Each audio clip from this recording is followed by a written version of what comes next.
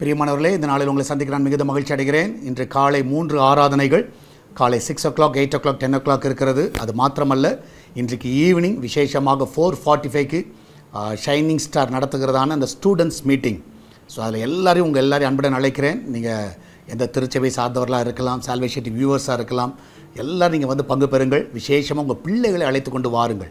ஏன்னா புது அகாடமிக்குள்ளார அவங்க போகிறாங்க. எந்த கிளாஸ், எல்கேஜிலேருந்து அவங்க யூனிவர்சிட்டிக்கு எந்த கிளாஸில் போனாலும் உங்கள் பிள்ளைகளை நீங்கள் அழைத்து கொண்டு வரலாம். இன்றைக்கு உங்கள் பிள்ளைகள் தலையில் எண்ணெய் வைத்து அநேகர் ஜெபிப்பார்கள், நானும் ஜெபிப்பேன், மற்ற எல்லாரும் ஜெபிப்பார்கள்.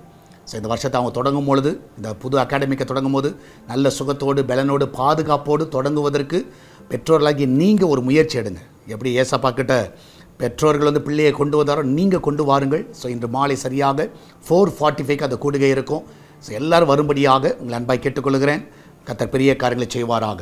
இந்த நாளிலே கர்த்தர் நமக்கு கொடுக்கிற வார்த்தை சங்கீதம் 106வது சங்கீதம் 45வது வசனம், Psalms 106 verse 45.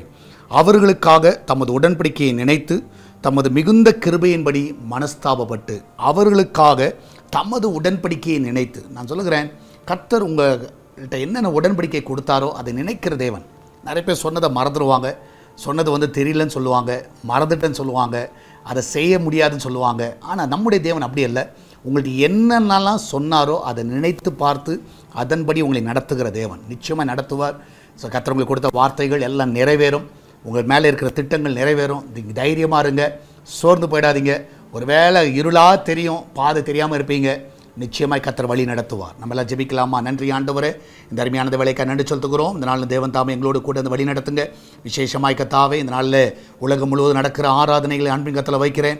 திருச்சபை ஆராதனைகளில் தேவனுடைய வல்லமுள்ள கரங்கள் கிரியை செய்வதாக.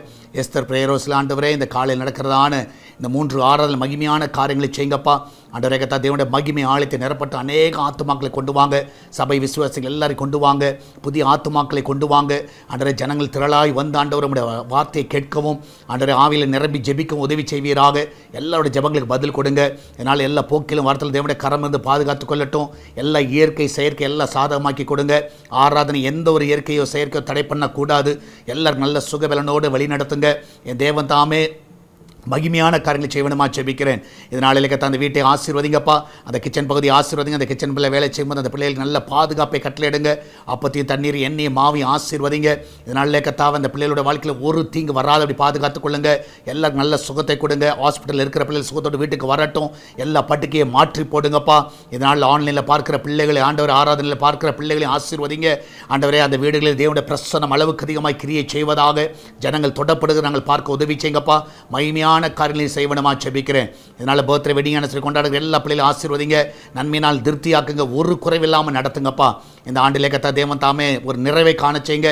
நிறைய கூட வழி நடத்துங்க, பாதுகாத்துக் கொள்ளுங்கப்பா. மகிமையான காரியங்களை செய்யுங்க. ஒவ்வொருவரையும் ஆசீர்வதிங்கப்பா. இயேசுவின் நாமத்தில் ஜெபிக்கிறோம் எங்கள் அன்பின் பரலோக பிதாவே. ஆமேன், ஆமேன். பிரியமானவர்களே, கர்த்தர் உங்க கூட இருக்கிறார். இன்று நடக்கிறதான ஈவினிங் நடக்கிற மீட்டிங்க்கு எல்லாரும் உங்கள் பிள்ளைகளை அழைத்து கொண்டு வாங்க.